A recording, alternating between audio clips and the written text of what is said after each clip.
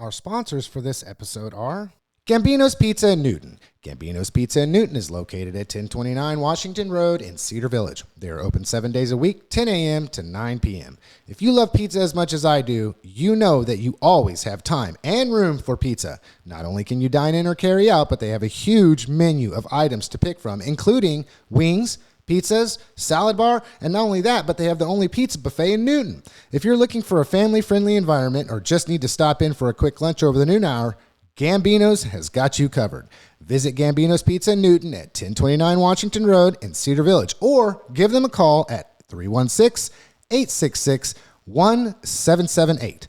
That's 316-866-1778 to order out or ask questions. You can even order online. Look them up on Facebook, give them a like, follow, and a share. Gambino's Pizza in Newton. Carlos's Kitchen and Cater. Carlos's Kitchen and Cater, located at 114 South Kansas Avenue in Newton, is one of Newton's best kept secrets. Or maybe you know about them and have already stopped in or carried out some of the most delicious Mexican food in our region. If you're just hearing about them, you need to give them a try. If you're a repeat customer, you'll already know why. Give Carlos's Kitchen and Cater a call at 316-804-0158. That's 316-804-0158. Or you can stop into 114, that's 114 South Kansas Avenue. Make sure to look them up on Facebook, give them a like, follow, and share. And don't forget, folks, tell your friends. Carlos's Kitchen and Cater. The Newton Kansan is Newton's longest-running local newspaper, covering all the stories, people, places, and things happening in our community. Chad Fry, the Kansan guy, editor of the Kansan, works diligently to ensure integrity, accuracy, and unbiased news is delivered to your doorstep 3 times a week for an unbeatable price. You can also sign up for online-only access for around $7 a month. That's 12 online papers a month for only $7. If you've not subscribed, it's time you do. Visit them in their office at 517 North Main Street. That's 517 North Main Street in Newton. Online at thekansan.com. That's thekansan.com. Or give them a call at 316-283-1500. That's 316-283-1500. Support local journalism, support the Kansan.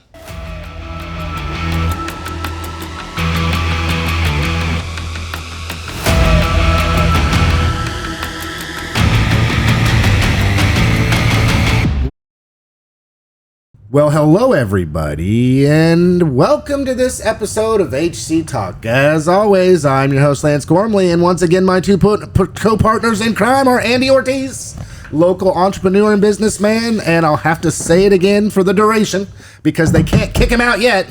He is U.S.A. 373 school board member, and Chad Fry, as we affectionately know as the Kansan guy, editor of the Kansan paper. How are you guys doing today?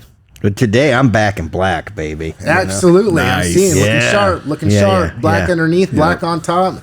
Just was able to clear up the schedule for this Wednesday, which is great. Yeah. So. Does anybody ever ask you why you always dress in black? Why they never see bright colors on your back? Dang, that was like a rap song. Yeah. Do you do it for the downtrodden and brokenhearted? Yes.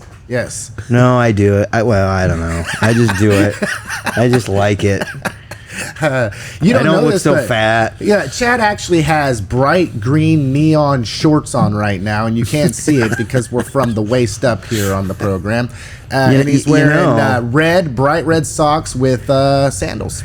A funny story. When I did an internship at Channel 12 back in the days of Merrill Teller and Bruce Hurdle, and all them guys would show up for the 10 o'clock news wearing shorts and whatever else, and over and over again, Merrill would look at the cameraman and say, "Just make sure you shoot me from the waist up today, because Yep. if you don't see it, you don't see it." Yeah. So, And it's interesting what people don't see that they automatically think in their mind or imagine to be reality. you fill in the blanks yourself, right? We really do. As we do that. We were going to get into something similar to that on the program later. Before that, Andy, are you footloose and fancy free today? I am. All of that. I'm a lyrical gangster from the dirty western Kansas. There you go. Yes, which I'll bring up on the program today here in a minute, because if both of you guys are footloose and fancy free, I want to get into something that I thought would be a pretty interesting topic today, because we're not going to do a program next week due to Thanksgiving. So in light of that, what is one of your most fond memories of Thanksgiving? I don't remember how old I was, but my birthday fell on Thanksgiving, and we had the big Thanksgiving gathering at my grandma Stutz's house. So I have 14 cousins, and so we were all there in that little house, and then all the aunts and uncles and everybody, and somehow when it came time to cut the birthday cake, a sock came flying out of the living room and into the kitchen and landed right in the middle of the cake. Dirty and sock. So we're just like, what the heck? But I mean, that's just, Whoever set a little fun, dirty sock on a birthday family cake fun. wasn't worth the And wait. you know what? None of us had room for cake anyway, because we had feasted on turkey and stuffing and cranberries and mashed potatoes. My grandmother's mashed potatoes were like the bomb. On both sides of my family, they made the best mashed potatoes in the world. So that's probably my most fond memory of Thanksgiving, is when all the cousins were together. Yeah. And I don't think we'll ever have all the cousins together ever again. Andy? Same, man. Being a kid in South Texas, family all at the house, my mom's side of the family. This one in particular, where it was my Uncle Amos's last Christmas with us, which means the last time we were all together before things changed. There's a picture of all my uncles and aunts from my mom's side together with my grandmother and grandfather in the middle that I have, that I kind of remember that by. But they actually had a dance off, and it was all my uncles and aunts doing a dance off. It was great, man. I mean, we were laughing and crying, and everybody was having such a good time, and everybody was tucked in a living room together. And that was just the most sense of family that I've ever had in my life since or before then. And good times. And again, around the cousins and just that pure family feeling of what Thanksgiving, I hope my kids get that, because I had it, and it's pretty awesome. It's interesting, because as I was thinking about asking this question, and I was going back to the memory that I would conjure up, and it's why I wear I'm dressed to the nines today. This actually is something that I got from my late grandfather. Okay. And I had a family dynamic, which was that on my mom's side, my grandfather died when I was 2, so I didn't know him. And then for those that don't know my family history, never had an opportunity to know my biological father. So I was raised by my stepfather, who took care of me since I was 4, right? So he's my dad. He's my hero. He's everything a dad could. Just a great man, and I'm so thankful and so appreciative of him. But then, that being said, I didn't ever know who my biological grandfather was. So I had one grandfather, and it was obviously my stepdad's dad. And they were salt of the earth people. Lived on a farm out in the middle of the boonies his entire life. Dirt poor farmers, if you want to call them that. But family gatherings and times such as the holiday, especially Thanksgiving, was something that was very important to them.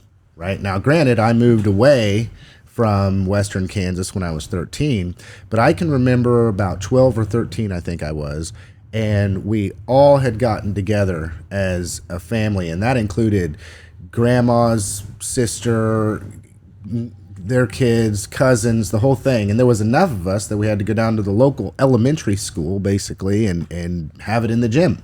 And I remember thinking how awesome that was to have so many people from a family, right, that wanted to spend time together, that all lived close enough together in location. And then you just take the years and the history and the relationships.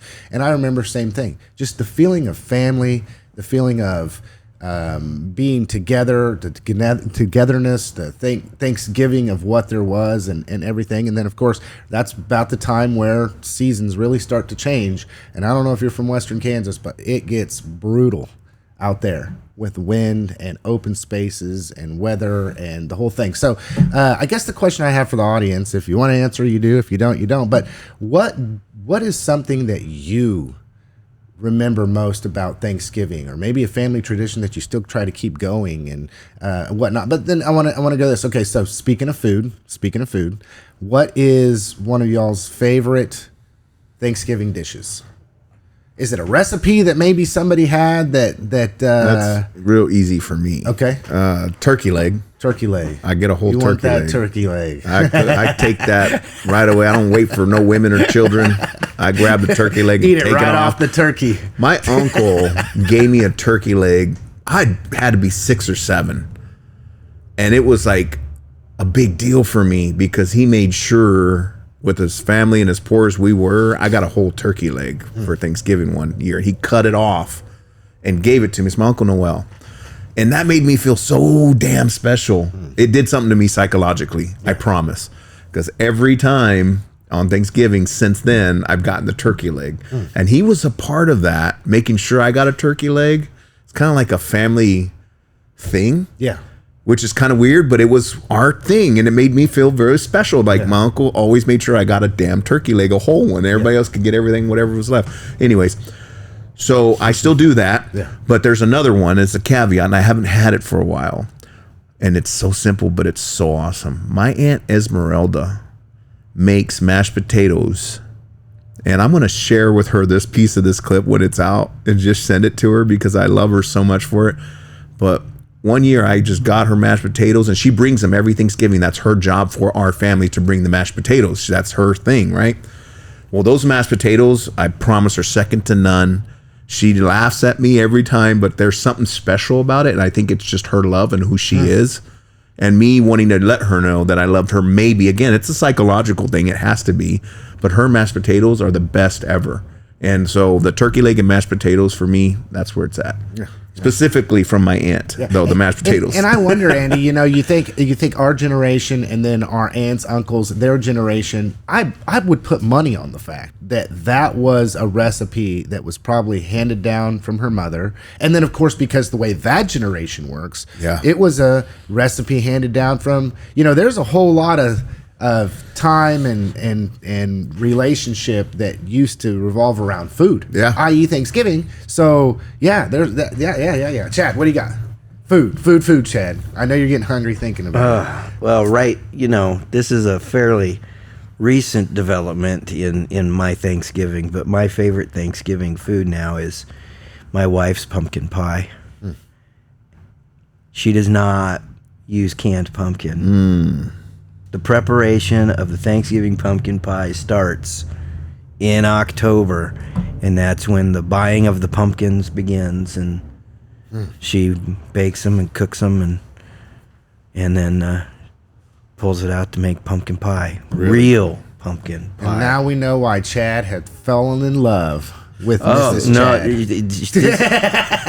No, she wasn't doing that when we met. She's keeping you around, is what she's doing. So what? Well, yeah. But so Mrs. Chad, you're awesome. What the way that came about, quite honestly, is that when my oldest son was, I don't know, 6 maybe, I don't know, we started going to Papa's Pumpkin Patch, which is now, if I remember right, which is now Patchwork Farms, which is up just north of the county line in Marion County. On K-15, yeah. Yeah, off of K-15. We started going up there for just the pure entertainment every weekend. The kids absolutely loved everything that we did. And, of course, when you go to a pumpkin patch, at some point, you got to buy some pumpkins. Right. And then, of course, you've got these pumpkins. What are you going to do with them? And there was a year where I was like, I am not slicing these things up. I'm not going to all that work to make the jack-o'-lanterns. I think we'll just paint them or marker them or decorate them or whatever. And at the end of that Halloween season, my wife was like, I could probably cook those. And she did. Nice. And that's how that started, right? And that's probably why they just taste a little bit better. Because we generally don't buy pie pumpkins, right? We're just buying pumpkins. Right. So I got a question. This is a serious business here. Cool Whip or no Cool Whip? Oh, you gotta have Yes. whipped, We're whipped friends. cream. We're friends. Yes, yes. We You don't know, have a reason to hate one another. for the first. That was going to be it. That was You'd my be line. surprised how many families are divided and relationships man. broken over. Well, you know, whipped for the cream. first 46 years of this The man's Epstein life, Files. Like, you know what I mean? You're either for it or you're against it. for the first 46 years of this man's life, pumpkin pie was good, but it was really just a whipped cream delivery system.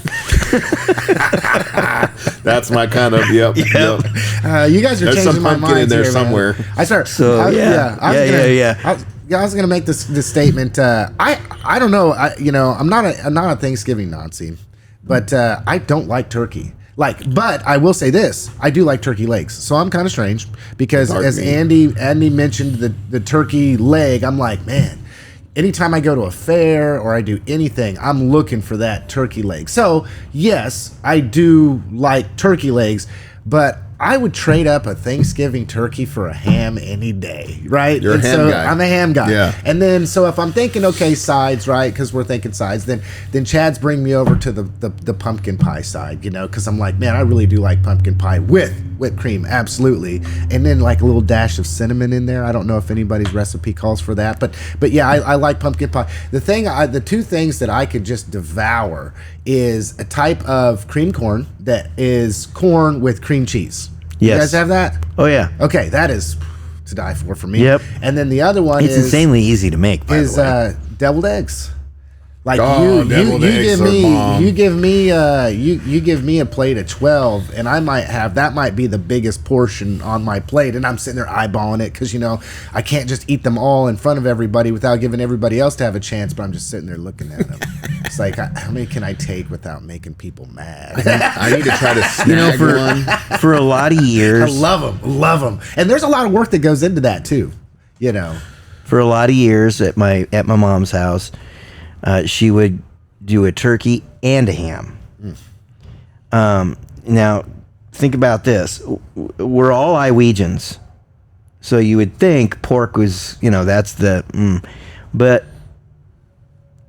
ham specifically does not necessarily agree with this guy. Mm-hmm.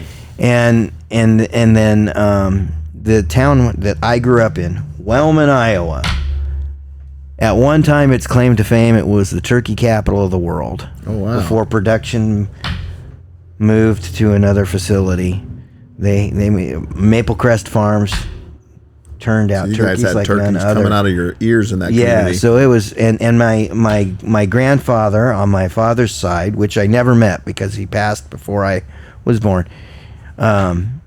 When he first moved to that area, it was on a turkey farm.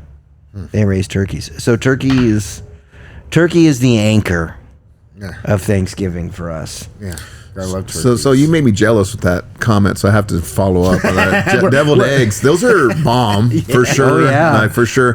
I will tell you, my Stacy's sister makes a deviled egg like nobody's business. And I'm gonna try to snag one and put it away for you. Just one in a little It's that baggie. freaking good. Yes. They're like crack, dude. Yes. Once you have one, you just like, I hope there's more. And you walk in and you see a couple and you just grab me like, everybody. I know everybody's got some, so I'm not even gonna feel bad about I'll just this hang one. around next to the deviled egg. I Dude, love it. Okay, awesome. so while we're here, we do got stuff to talk about, right? But okay, so what is something that is served at Thanksgiving? First thing that comes to mind, I'll go first. Okay, I cannot stand canned yams. That is something that so many people have, and they put marshmallows on it, and they put cinnamon on it, and I'm just like, I don't know what it is. And I can't do sweet potatoes. And sweet potatoes. And I'm going to tell you what. I don't even understand it. This afternoon, if I break free for a few hours, this afternoon I'm going to have to help make the annual First Mennonite Church Youth Group turkey dinner. And when I walked out of that place at 8:45 last night, they had the big bowl of sweet potatoes, and I was like, I'm not helping with that. No, can't do it. I cannot do it. Maybe it's because it's like the color. I don't know. I don't know. My mother fessed up that for a number of years she was guilty of passing off her sweet potato pie as pumpkin pie. Yeah. That did not make me a happy man. Well, it's kind of like squash. You can do a lot with squash and zucchini, man. But anyway, okay. So we're talking food. Obviously, it's before lunch. We're probably getting it closer to. So lunch what is it you can't stand on Andy, the Thanksgiving what table? What can't you stand? Oh, cranberry. I don't get it. I just never get into it. And I don't do that sweet either. Potatoes is just not my thing, man. I just don't get it. I'm going, you put marshmallows and all kinds of crazy stuff. I'm like, if you have to do all that to it, that's just something's wrong.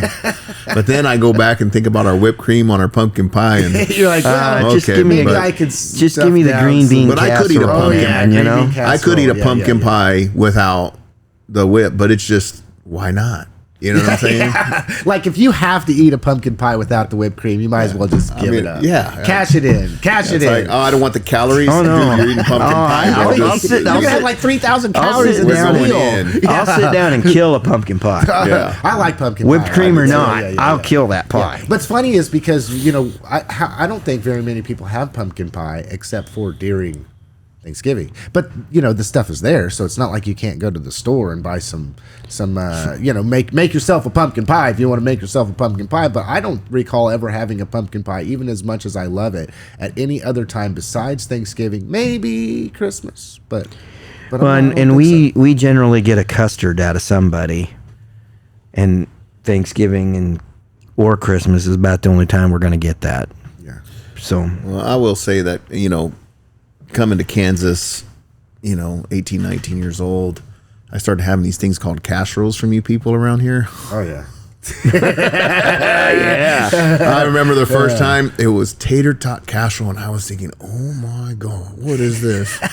And the first bite, and look at how many pounds I gained. I'm just like, okay, these people can cook. Yeah. I love tater tot casserole. I'm a casserole kind of guy. Okay, we got to get off food, or we're never going to get away from it. Well, Foodie Station. Chad. Next week we'll be cooking and talking. Yes, Chad. What is in the Kansan, or has been in the Kansan, that you would like to throw out there for people to know? Sneak peeks are good. Yeah. What's coming up? Chad? Tell us. Exclusives. We love exclusives on the program. AvCon. Ooh. AvCon just popped a ribbon cutting. And, I'll be honest, I hate going to ribbon cuttings. And I hate that stupid. Be real with it. Yeah, I hate that stupid picture that they expect us to take of somebody with a scissors. The next ribbon cutting. I'm telling you, everybody's going to be all side eye at them. Nobody looks at those pictures. I'm serious. The only people who look at those pictures are the people that are in them. But I don't know. I do. I love ribbon cuttings. I just had updated. I told them I loved it. Officially opened a 33,000 square foot manufacturing facility at the airport. Wow. That's an expansion of their existing business. And what they're going to be able to do is they're going to be able to take some of the parts manufacturing that they had outsourced. They're going to be able to take that back. That's awesome. And that is super cool. And AvCon is one of those companies. It's been out there a while, and people just haven't paid attention to what they do. And they are super cool. Yeah. They are absolutely super cool. Listening to that, that sounds like a lot of risk on this side. When you know what happens behind the scenes when you make a move like that. So thankful for them for making that investment and doing it here in Newton. Yeah. Well, and that's I just recently I was just talking with Chad the other day, and I had quite a few people ask me about, well, what happened to the chamber updates.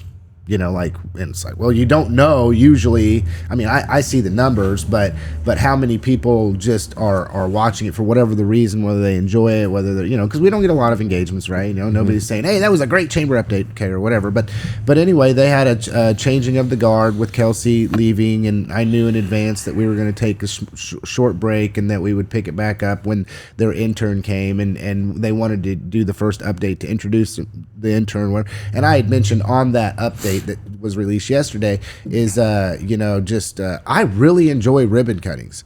And I don't go to many physically, right? But I watch them on, whatever. And I think it's just the idea of people who are investing in our community, people that are economic development. You guys know I'm a big economic development guy. I mean, these are all things that are beneficial that provide for our community to be as viable, economic development friendly.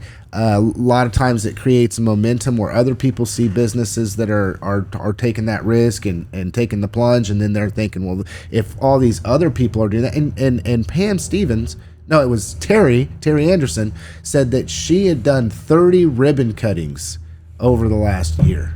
Yeah, they've been busy. It's a lot ribbon cuttings. People, and you know what? There's more coming. And there's more coming. Yeah, I tried to squeeze out of her a sneak peek, and she said there was a couple on the horizon that she was talking to, but didn't want to say anything yet. And it's like, man, come on, guys, give me the exclusive. That's what we're going to wind up being, the exclusive partner with the Kansan on everything local. That's what we should do. Let's do it, Chad. Let's do it, Chad. First ever, first hear it here. You want to help me launch my Community Insider program? I saw that, and I like that. Talk about what that is. Yeah, for sure. So, bottom line is that we're going to, we haven't actively started recruiting yet, but we're going to be recruiting local businesses. And we're not going to charge them anything for this, okay? But what we're doing is creating an online membership card for our subscribers. And it works a lot like those $20 cards that you can buy from the football team or whatever, and it's just that thing's got a list of discounts that you can get with that card. So we're trying to get local businesses what we're trying to get them to pony up is some form of a discount or something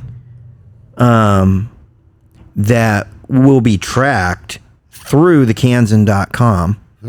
Okay. And it will be available to Kansan.com subscribers. So when you produce products, so we just had 3 pieces of product leave here Monday that were built and made and welded all here in Newton, Kansas, right? For that type of company that's not like a retail type, but like we manufacture stuff, we build stuff. Would I just do a percentage to one of your clients if they chose to buy a product from our company? Yeah, okay. I mean, well, I'll talk to you about it because I saw your article. Straight I almost sent you a message, but when we're talking to the whatever businesses, right, they're the ones that are going to determine what it is they're going to offer, right? So, for example, if I'm talking to a local restaurant, and I can't stress enough that we really want to focus on local business, right? So I'm not even going to talk to McDonald's, Subway, Wendy's. We're not talking to them. Nobody with corporate offices. Exactly. We are talking to, the closest we would get is along those lines would be talking to Sonic, because they have a local office, Sonic office. Right. I would talk to them in a heartbeat. And so if I'm talking to them, they are the ones that are going to come up with whatever discount it is. Right? Right. So if they want to do, I'll use Sonic as a beautiful example. If they wanted to do buy one, get one during happy hour, one time in a month, we'll do it. Okay. If they want to do, if Sand Creek Station wants to do a free cart once a month, we'll do it. Right? Which is a partnership, right? So my mind juices are going here, because can it be for advertising too, Chad? Like when people reach out, well, the whole idea here is like give them a discount to advertise the HCTalk if they're a subscriber to the Kansan? The whole idea behind it is that for those local businesses, we're going to promote this. Which would be, the communications plan on this thing. When I say we're going to promote this, it could be anything from writing a story about a member at Sand Creek Station that's been a member since they opened. Writing about something special going on at the Burger Garage, right? I mean, It's partnership. yes. Well, that's where, that's kind of, for me, that's the heavy lift. Well, I saw the promotion and Axon's in, so we'll talk about it. I'll send you a message. Yeah, 'cause I think- we'll be in. We'll give a percentage of everybody who comes in, however we choose to. I'll give you the percentage they can have off. That'll be attractive. Yep. And we, Because you're helping me make we some write sales what and we get do discounts. is- Otherwise, I wouldn't have made through your platform. what we do is absolutely. what we'll do is sit down and write a contract, and in the contract it'll state this is what the triggers that discount's going to be. This is how often you're going to be able to offer it. This is the term length of the agreement. All of those things go into that business That's a great agreement. idea. And it's all based upon just specifically and then- subscribership. If you subscribe to the paper or a subscriber. Because what subscribers will do is they'll pull up the Kansan.com, and they'll click on a section that has yet to be created. Cherry Road's been doing this in a lot of markets. We're in sort of the second wave of rollouts, and subscribers will click on the Community Insider link, and it'll pull up a list. So if they want, if you've got somebody who wants a sign from you, they'll see down. Well, because you're, click the thing and then put the stuff in, right? and then it triggers my 5% discount. Well, what they'll do is they'll click on that, and what'll happen is it'll pull up a QR code, so that when they come see you, you can scan that QR code, and that gets their registers discount. as that it's been used. So on my invoice at the bottom, I have the 5% discount on there that Yep. I offer to that person. Yeah. But we'll track when it's been used. How much the by total an individual savings is subscriber. from being Yes. part of that community. Right. That's really cool. Yeah. I like that idea. So Maybe we should have like a that ticker behind you here. Yeah. Dollars So, saves. I mean, we're just getting started on this thing, and I'm actually pretty excited about it.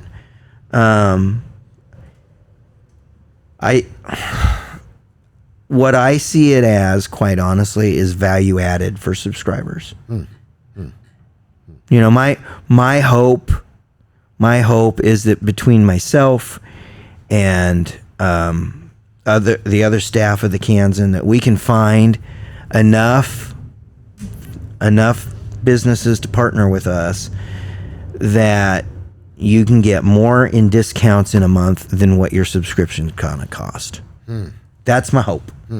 That's my target. That's an interesting, right? But see, that's true, because if the thing that people are struggling with is the $7 a month, then if I'm able to go and subscribe to the Kansan, and let's just say we were talking about Sonic, it harkens or back Back to Alley or any of the other Casa It Fiesta. harkens back to the days when newspapers had all those inserts that had coupons in them. Yeah. We all It's just a remember. digital We all remember that Wichita Eagle that came on Sunday that was about yay thick, and Go would get my have Pizza Hut coupons. yes, Dylan's coupons, whatever. Those coupons.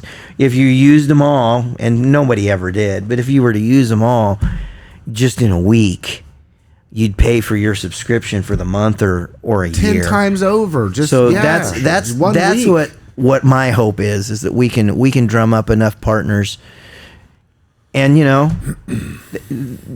could be $1 a time. I mean, honestly, it could be a local restaurant saying, you know what, when you come in, you can get $1 off. Yeah. If you'll let us scan that QR code. Great. I mean, Yeah. I'm all like I said, I'm all about it. And there is backside promotions that normally we would charge for, but we're going to give this stuff away. Very interesting. Very interesting. Okay, Chad. What else do you have for the Kansan before we move on to what we're going to talk about for the second half of the program? Something that will be coming up. The 30th annual Thanksgiving dinner is going to be served. So if you don't want to cook, or your family comes down with your cook in your family comes down with an illness or whatever, or you don't have a family that you're going to go to have Thanksgiving with, there's going to be a free community Thanksgiving dinner at Grace Community Church on Thanksgiving. They need volunteers for that, so I really need to get some information out on that. But they've been doing. The group that has put that together has been doing it for 30 years. 30 years. Yeah, that says everything it needs to say. I mean, 30 years of consistency in doing that, especially on Thanksgiving Day. When it started, they rotated through different churches. Every year, people would be calling, by now, they would be calling us to find out where it was going to be.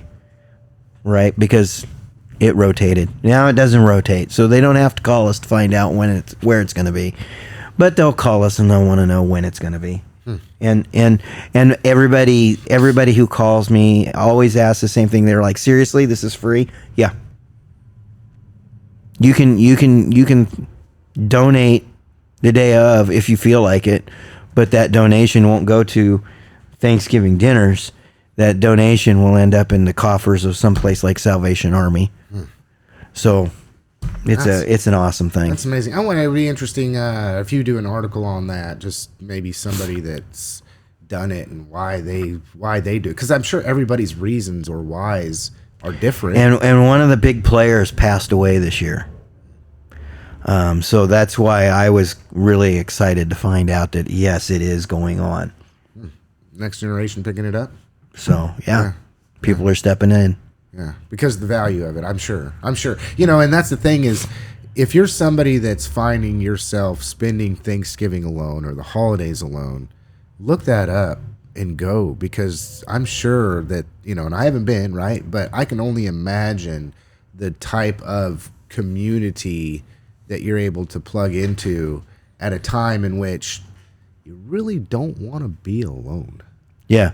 You know? And I took our family, I've taken our family a couple of times, just, you know, the years that we've decided as, you know, my mom and dad's unit has decided to not celebrate on Thanksgiving Day. Maybe it's because for a while we were alternating Thanksgiving and Christmas with other families.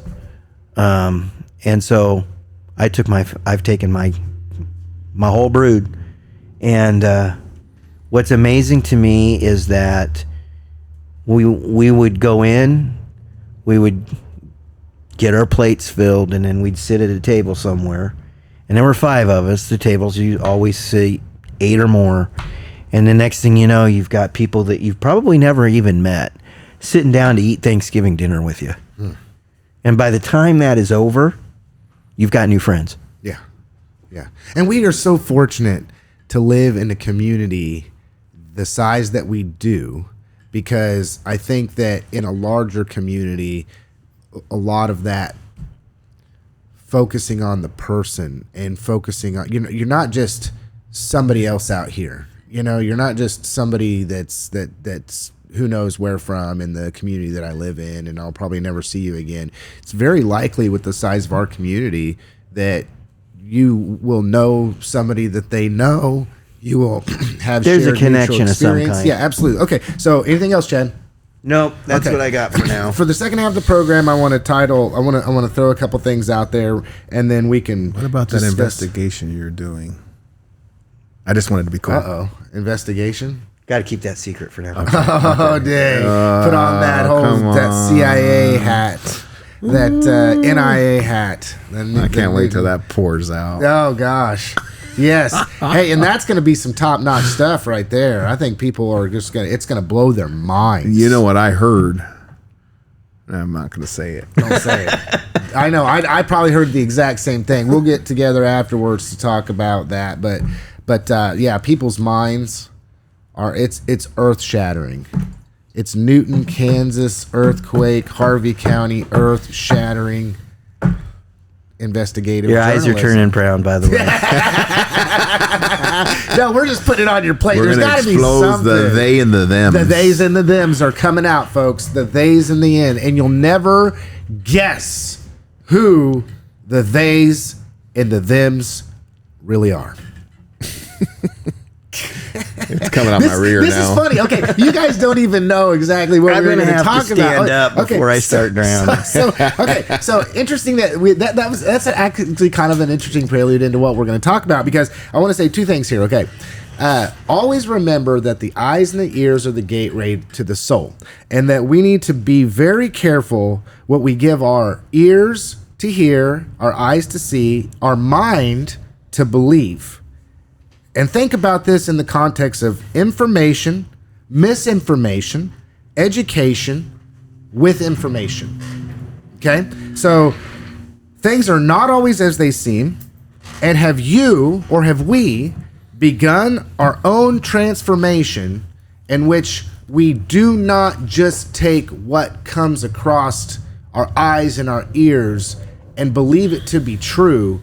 Do we actually do that second step and ask why, who, what, when, and where? There's a lot of information that comes across our eyes and our ears every single day. And if you ask, who's the messenger? What does the messenger want me to believe? Is there a preconceived idea or notion that I have that leads to confirmation bias of some sort? When we are disseminating information, when we are consuming information, when we are formulating our belief systems, all right? Are we thinking about why we're thinking what we're thinking? Are we thinking about why these people believe the way that they believe? And then able to critically think and form our own understanding and opinion based upon thought, digestion of information, coming to our own individual conclusion on things, which leads us into the Epstein Files, which leads us into anything. And I did want to cover the Epstein Files and the most recent situation unfolding where the Congress, and I mean, I got to say, A+ Congress, when they're generally speaking a do nothing, know nothing group of individuals that we could all be very highly critical of, there was an overwhelming majority of Congress, both Democrat and Republican, that forced the hand of the executive branch, i.e. the presidency, in order to release the Epstein Files. And now it's sitting on Trump's desk for him to sign it. Whether he will, whether he won't, I think he's wishy-washy back and forth on that. So before I continue to monologue, we can even talk about local things too, as far as our upcoming school bond and the misinformation that people have, or the misinformation that people have in other local communities that we've just traversed through. And then even in elections and propaganda and political rhetoric. Things are not always as they seem. Or the use of information that is legit in a way that's not legit. I wonder how often that happens. Well, did you see, there's a lot here. So I'm There's a going lot. through. There's tons here. I'm Yes. going through, and this is okay. I love to unpack This this is the because I have an Thanksgiving dinner. example this morning of one of the most amazing people in my life that I give my life for, not even in a second. But we have very different political ideologies, very different. And she sends me this today. This is my aunt, Abby. I love you. And we don't talk politics. I've asked her not to talk politics with me. Especially at Thanksgiving. And I will dinner. never not love her, no matter what that looks like. Yeah. Because of our relationship and our connection spiritually and family. And she's like a mom to me, right? She's like a best friend / mom, all in one package, right? She's an amazing human. But she's out there in politics and way on one side. So she says to me, tell me if this makes sense to you. And if it does, then I hate to tell you this, but you're in a cult among many others out there. Just saying. And it's a clip of a statement from the orange guy, right? which I can actually explain it, but I'm not going to because I don't talk politics. But then you go to where this comes from, right? And so you go to the channel where she got this from. And 1, 2, 3, 4, 5, 6 of the last YouTube videos that have gone out within the last 9 hours, 9 hours, 8 hours, 4 hours, 2 hours, 1 hour, right? Trump GOP plan to scrub the files, question mark. MAGA Mike panics in public as GOP Senate betrays him. The next one. Furious world leaders deliver fate blows to the Trump war plans. And the next one. Trump in full collapse. The next one. Trump's next moves exposed by his own pardon schemes. The next one. Trump's worst nightmare closer.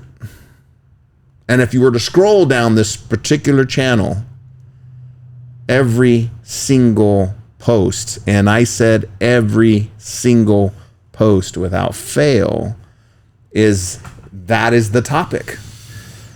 And people like her live on that channel and say it's non-biased. They're just giving hard facts, Andy. They're not leaning. They're just trying to wake people like you up. And she is so convinced of that these people, this channel has no leaning. They also have 5.57 million subscribers.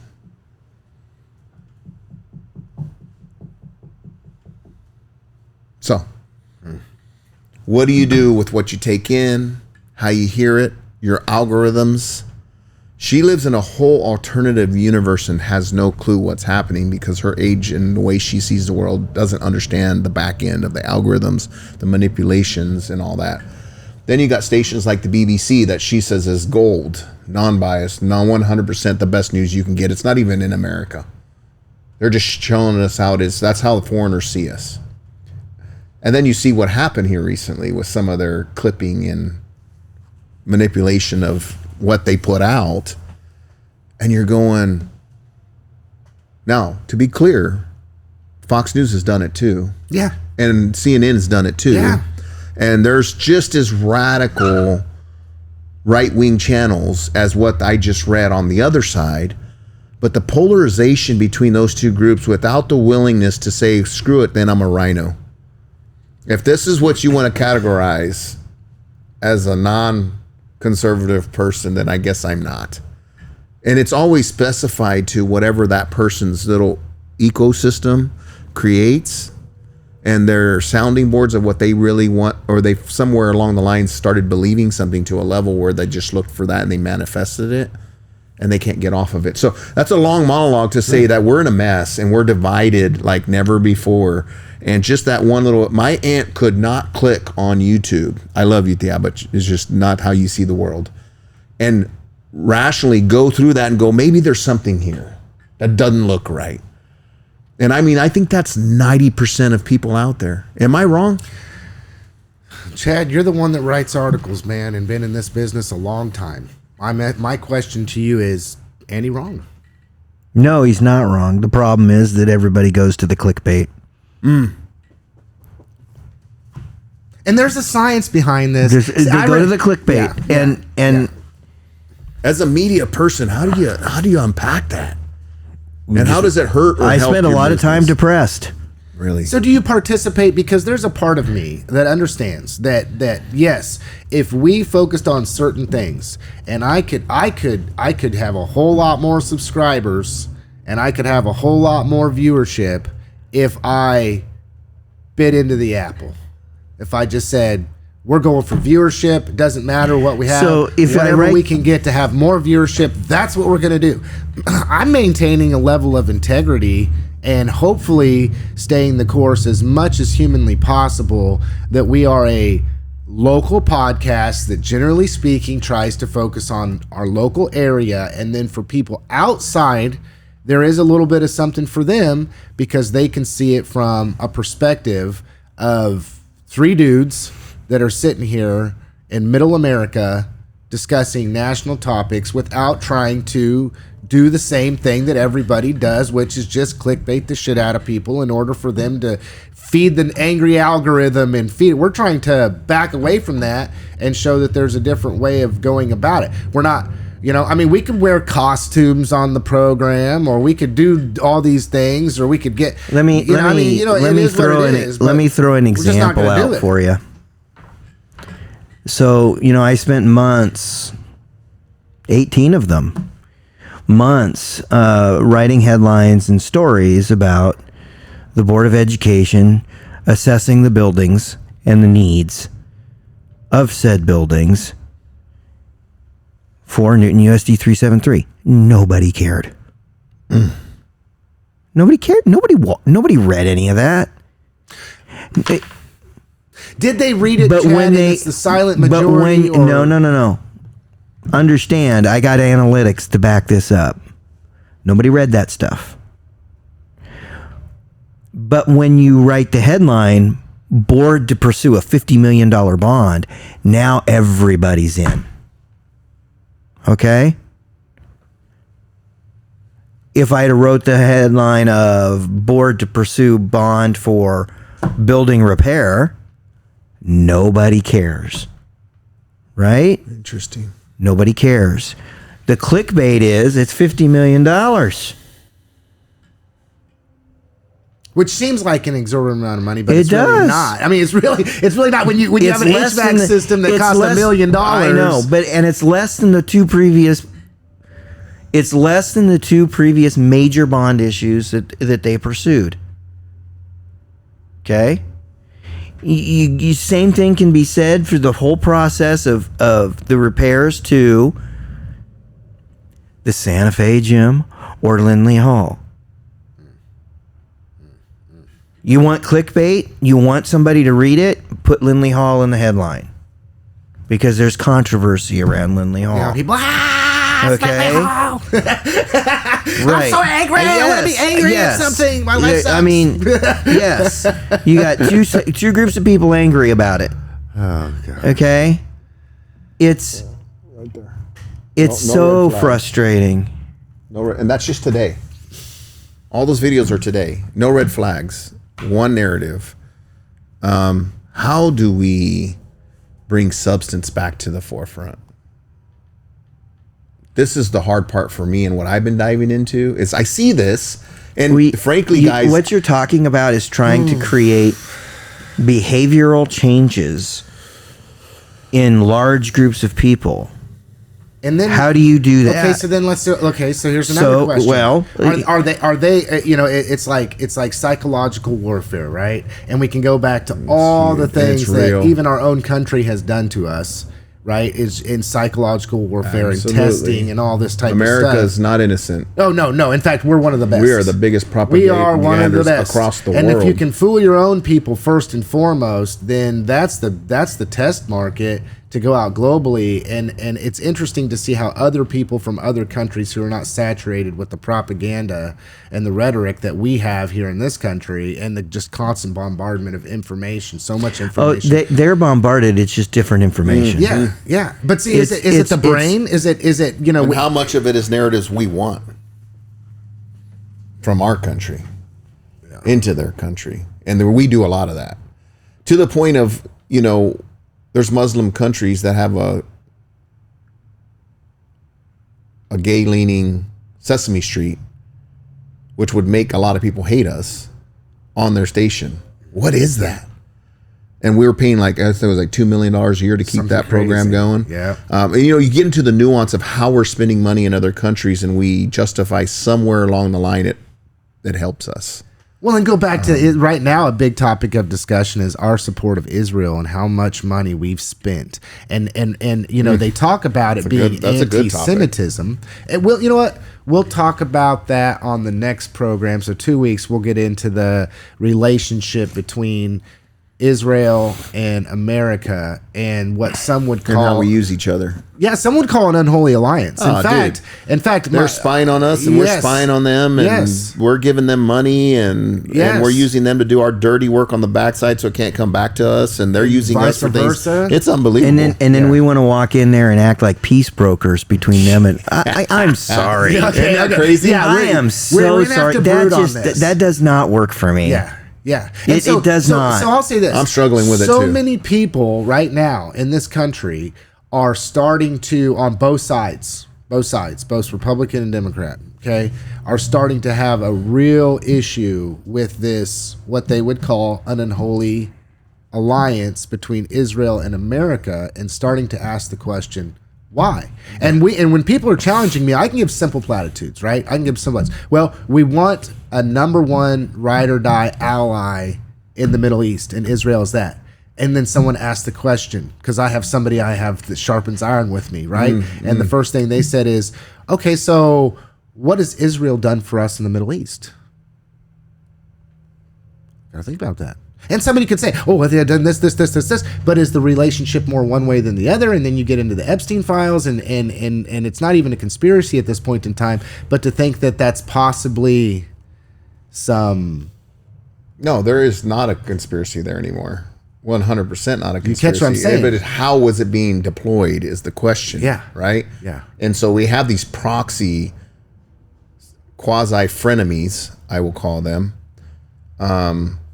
and the amount of money we spend as taxpayers on all of that when we're in hurting bad. Billions. Yeah. Oh, trillions, oh, right? My God. 37 trillion and rising fast, right? Where does it, where do we pull back, and how fast do we need to do that?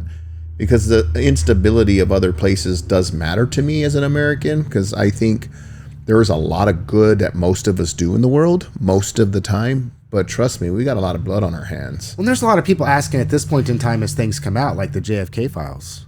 That's and ridiculous. The Epstein Files are going to come out, and some of it's going to be redacted. Are they, though? I mean, I personally think that what's going to happen is there's going to be a lot of hype around it, and then it's going to wind up in a situation where we have how much is redacted based upon national security interests. And that's what they do. Right? Like, oh, this is too much for you to know. Like 9/11. There's a whole lot there, and it's wild. It's wild. There's a whole lot there.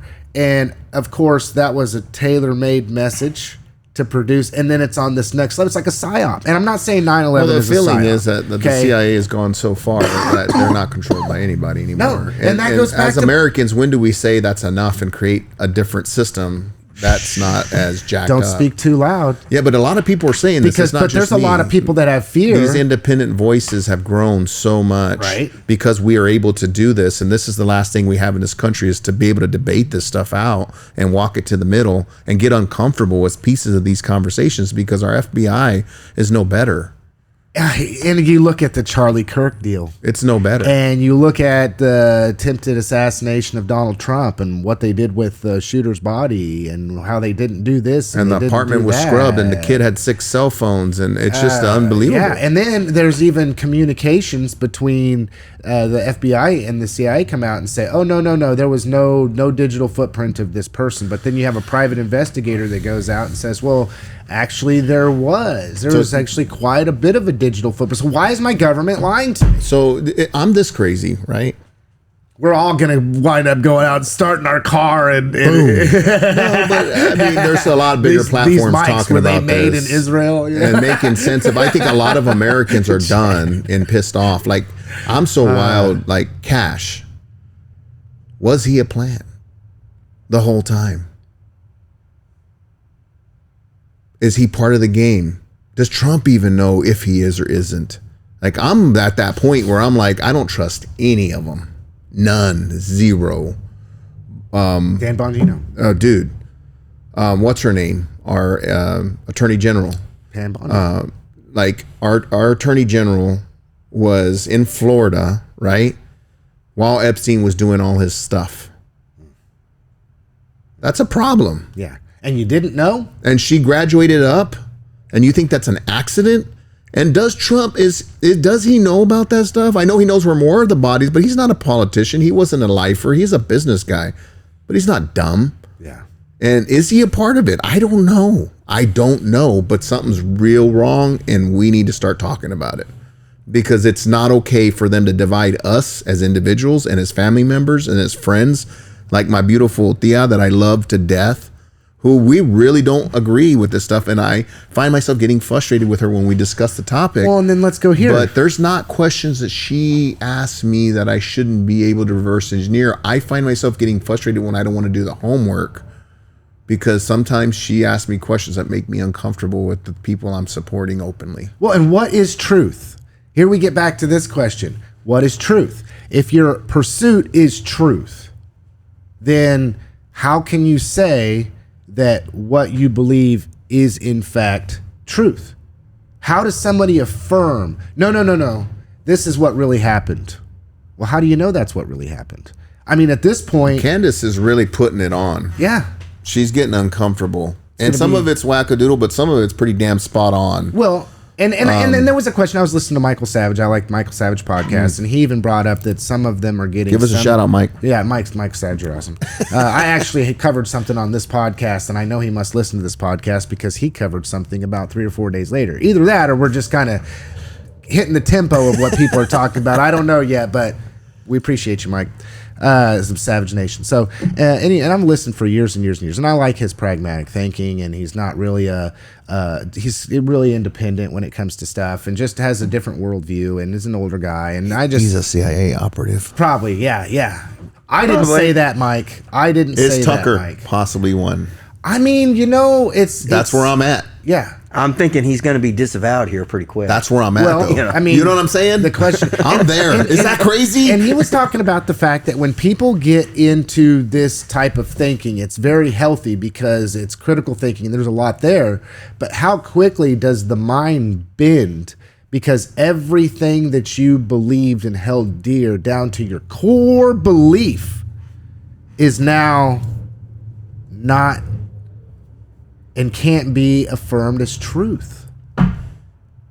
Right? So if you're in a situation, and we all have these deeply held beliefs, like core beliefs in our lives. And so if we start to peel that onion back and realize that, man, I believed that. And we have it in relationships too. I mean, people have this in relationships. You have a pastor that you believe is just, and I'm not trying to be negative here, but you have a pastor that you trust and you believe in, and you find out, he was had a boy prostitute that he was seeing on the side. Mm-hmm. Or you have a spouse that you think is one way. I mean, these are really personal relationships. Or all of a sudden, you find out your kid did something that you're like, I didn't raise my child like this. It's oh man, it's if I had a dime for every time I heard that one. But you catch what I'm saying. And so then wouldn't be in debt. That's a worldview and a belief that we hold dear, and it's part of it's part of the way that we view things. And then all of a sudden, when that gets fractured, like what we're talking about with your auntie or anybody for that instance, if this is what they believe. And this goes back to the conversation. I'm going to bring this up with this person I was talking to that was talking about Shine's arguments with me. If we deeply, deeply believe in our mind, in our heart, and have our whole life that Israel is our number one ally, and then we find out that, oh man, there's information to say that they're not our ally. In fact, I would consider that to be our enemy. Would we put up with that from our ally? Or is that something that an enemy would do to us? Just using that. Can people, taken about face, if presented with other information that does not align with their worldview and what their belief system is or what they hold to be true, and change the way they think? I mean, that's the challenge, I think. And that's kind of where I'm coming at right now is that's the challenge. If I'm consuming this information and consuming this information and consuming this, and I believe without a shadow of a doubt that Trump is the worst president that ever, he's a racist, he's a nationalist, socialist, he's a this, he's a that, then when presented with information to say that that is not true, to challenge my worldview, can I take that information and accept that I might be wrong. Yeah, he's not all bad and he's not all good, for sure. For me, which you can say about every president. Yeah. Exactly, and but that's what we all agree on. I know he's a human being. And there he is has the a frustration that I have. He has a mode of operating, right? He's a human being, just like us, and he's fallible, just like us. I think most of the time his heart's in the right place for the country. How he go about getting there is he's going to piss people off because he's not supposed to be doing what he's doing. That's not what Trump was built to do, to be a president. He's an East Coast developer. It's in his genes and his blood, and he's harsh, and he's going to get it done, and he's going to crawl and scratch and blow everybody up to get to his goals. 100%. And so cutthroat business in Kansas is tough. Can you imagine East Coast developer in New York being raised by his father, and one of his best words is he's a killer? I'm raising a killer. I'm raising a savage. And you go and throw him into a business world of the hardest of the hardest. He's who he is. I get it. But he was better than all alternatives. And he's unfortunately a character we need right now to shake up what's going on. He's a disruptor. And unfortunately, it's dividing us even more. And I hated the fact that people would say that before. But I get why people are saying it and said it. And I was wrong that you're right. He is a divider. Yeah. Well, and I go back to the fact that what's the state of our country and what's the state of our Congress and politics. Look what he's doing to Marjorie Taylor Greene right now. Yeah. Right. And she spent millions of her own dollars supporting the guy. And she did one thing that pissed him off, and he just slit her throat. And he left her to die. That's who he is. Sorry. I don't like that part of him. But there are other things that I think, damn, thank God he's doing that. Yeah. So it's the bad and the good. You got to take it all as a human being. Again, we failed as a country where he had to be president. That's where our failure lies, right? And how do we fix this moving forward? We're not done, but we need to fix some things seriously real quick. And I don't know what it looks like. I get worried if I feel what I feel when I read my aunt's messages. Can you imagine what other people are doing to each other? Because with me and her, there's a no-fail mission in life. You will never take my love for her away. But I do get really frustrated with her over messages. And I see how she's getting manipulated, and I can't help her with that part. But then you turn the mirror around. What the hell's wrong with me? How come I'm letting that affect our relationship to the point where I don't want to talk to her for a couple of days sometimes. That's pansy crap, but it's the truth. But that's the state and the nature of the beast. And we are coming in the program, so I have a final word that I already knew I was going to say. It's a quote by somebody, but I just want to say in reference to what Andy said, it's better to be a warrior in a garden than a gardener in a war. Last words, guys. What do you got? Thanksgiving's next week. Take a collective breath, take time out from all the political BS, and celebrate Thanksgiving. Remember what it's here for. I mean, for crying out loud, the Delaware Indians attacked my family home. And if it weren't for one man being able to escape, I wouldn't be here. But this family still sits down with anybody on Thanksgiving. And Thanksgiving was started by that. It's time to give thanks. So let's put all this other crap off. And let's go give thanks. And it doesn't matter if you're going to sit across the table from somebody who's red or blue or purple or green. There's my final word. Andy? What about brown? Okay. Racist. My last word, and it, and I am biased. I ain't gonna lie about it. When you, I can't believe I have to say this, but I'm gonna say it. When you get something that frustrates you from somebody you care about, a friend, especially a family member, where you have those deep ties, do me a favor and click on the piece of where that information is coming from, before you let your emotions hit you, and then click and just scroll what's coming out of that channel or that station.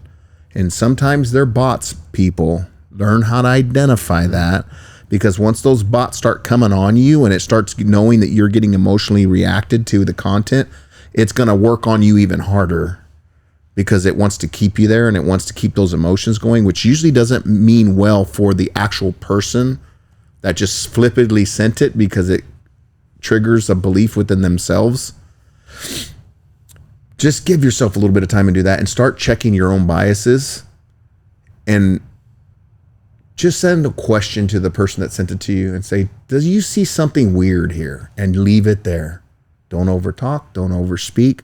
Get people to think to the best of your ability. Good call. Ask questions, get people to think so they can come off their high horse and we can all collaborate together. And just this Thanksgiving, try to work on being unified and leave the crap at the door. Quote, Martin Luther King Jr. The ultimate measure of a man is not where he stands in moments of comfort and convenience, but where he stands at times of challenge and controversy. And I'm going to restate this. The ultimate measure of a human is not where they stand in moments of comfort and convenience, but where they stand at times of challenge and controversy. Dr. Martin Luther King Jr., folks. Have a good one. Have a happy Thanksgiving. Love you guys.